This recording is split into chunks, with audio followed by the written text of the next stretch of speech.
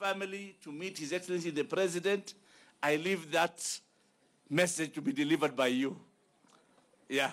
So it is my honor and privilege to all be upstanding to receive Her Excellency, the First Lady of the Republic of Kenya, Mama Margret Kenyatta. Karibu, Mama. Asante sana. Thank you so much. Please be seated.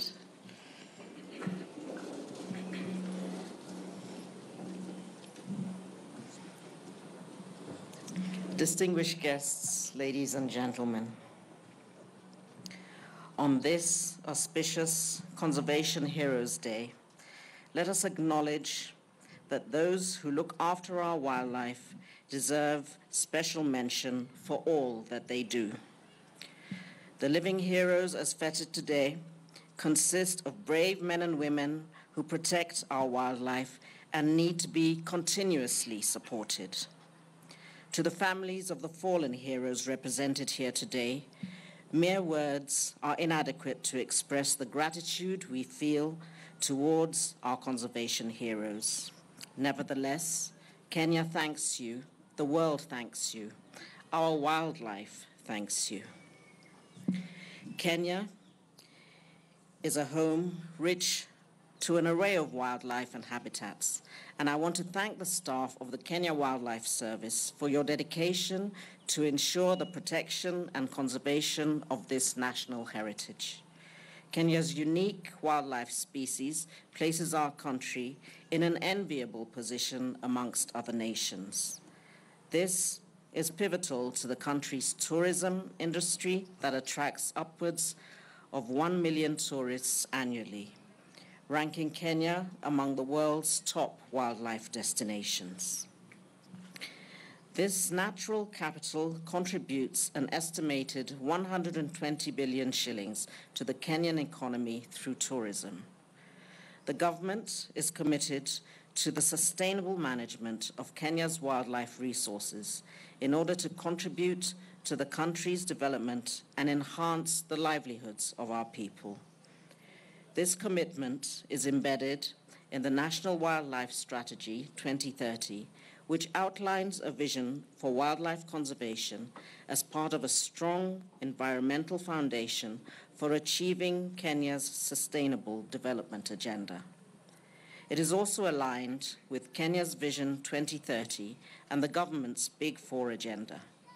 And the government will continue to make deliberate efforts to ensure that the immense values that we derive from our wildlife trickles down to the communities in which we live, which bear the biggest brunt of coexistence with wildlife.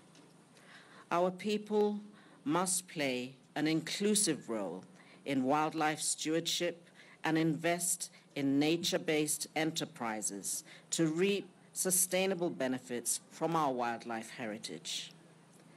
Over the past several decades, there has been an alarming downturn in wildlife population in Kenya and the world at large, caused by a combination of factors such as human population explosion, land use change, poaching, habitat loss, and climate change, among others. Kenya must protect her invaluable natural resources because our sustainable development depends on its survival. The KWS Annual Conservation Heroes Day is a bittersweet occasion in that while we congregate to pay homage to the dedicated rangers who constantly face threats from poaching and the wildlife they protect, we also celebrate their selflessness in choosing the higher noble road of being protectors and voices for our downtrodden yet all-important natural heritage. Their sacrifice has seen our elephant and rhino populations rise, and I want to commend them for their bravery and dedication to national service. Kenya has invested heavily in capacity building of our rangers to be up to task. We have achieved this through force modernization, improvement of Ranger Training College, to a regional wildlife law enforcement academy and rigorous training. I'm proud to announce today that this effort has led to over a 90% reduction in rhino poaching in Kenya in the last 5 years.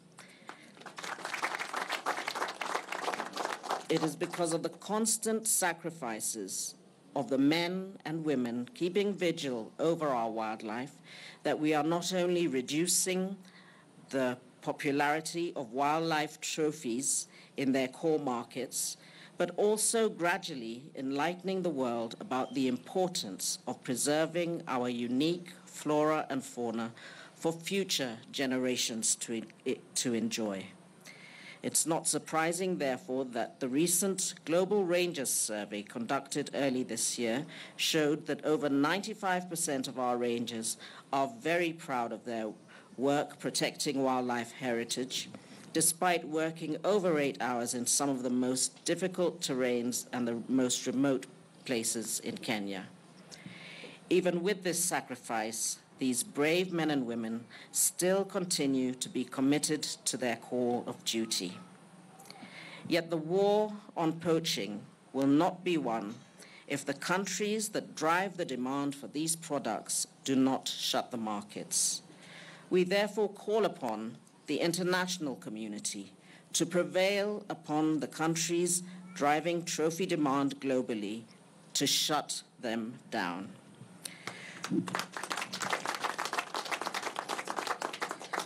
With those very few remarks, I would now like to wish you all a very blessed Christmas season. Thank you very much.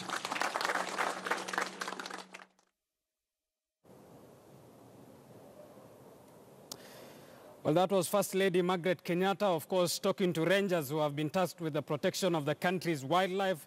On climate change, she said Kenya must protect her resources, calling upon as well the international community to, of course,